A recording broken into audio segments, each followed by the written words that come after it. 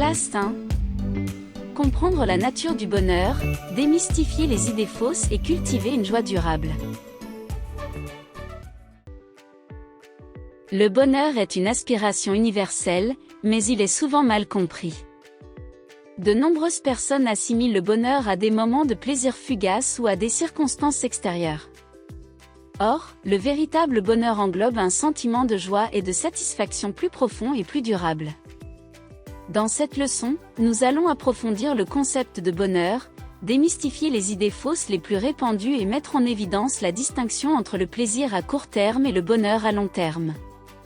En acquérant une compréhension plus claire du bonheur, nous pouvons nous engager dans un voyage qui nous permettra de cultiver une joie durable dans notre vie. Explorons d'abord le concept de bonheur. Le bonheur est une émotion complexe et multiforme qui englobe différentes dimensions du bien-être. Il va au-delà de l'exaltation momentanée et englobe un sentiment plus profond de satisfaction et d'épanouissement.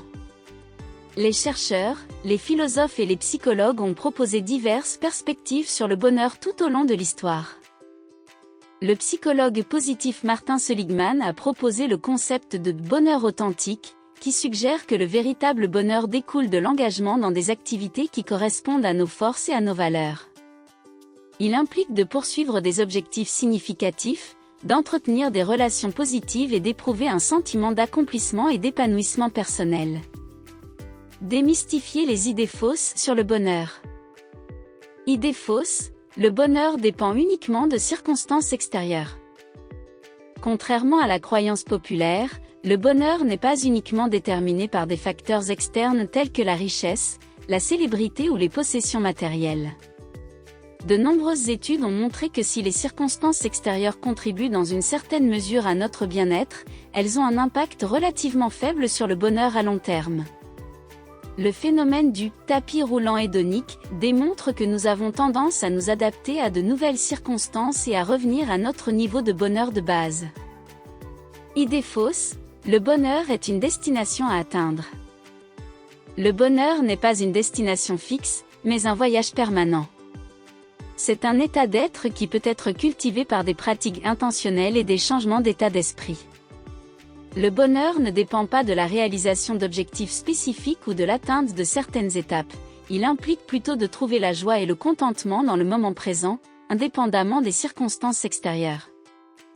Idée fausse, le bonheur est l'absence d'émotions négatives. Le bonheur n'est pas l'absence d'émotions négatives, mais plutôt la capacité à éprouver toute une gamme d'émotions de manière saine et équilibrée. La vie est faite de hauts et de bas, et il est naturel d'éprouver parfois de la tristesse, de la colère ou du stress. Cependant, pour cultiver le bonheur, il faut développer la résilience émotionnelle et la capacité de rebondir face à l'adversité. Reconnaître la différence entre le plaisir à court terme et le bonheur durable. Le plaisir à court terme découle souvent d'une gratification instantanée et d'expériences sensorielles. Il procure une satisfaction temporaire mais ne contribue pas de manière significative au bonheur à long terme. Parmi les exemples de plaisir à court terme, on peut citer la consommation de plats délicieux, l'achat de biens matériels ou la recherche de sensations fortes immédiates. En revanche, le bonheur durable se caractérise par un sentiment plus profond de bien-être et d'épanouissement. Il se nourrit d'émotions positives, de relations enrichissantes, d'épanouissement personnel et d'un sentiment d'utilité.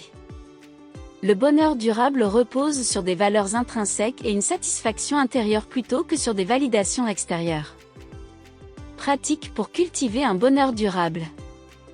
Pratiquer la gratitude, exprimer régulièrement sa gratitude pour les bénédictions et les aspects positifs de la vie permet de se concentrer sur l'abondance et d'accroître son bonheur général.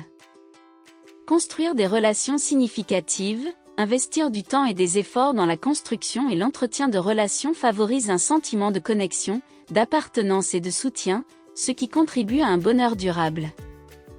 S'engager dans des activités qui correspondent à ses forces et à ses valeurs personnelles. La poursuite d'activités qui correspondent à nos passions et à nos valeurs fondamentales nous donne un sentiment d'utilité, d'épanouissement et de bonheur authentique.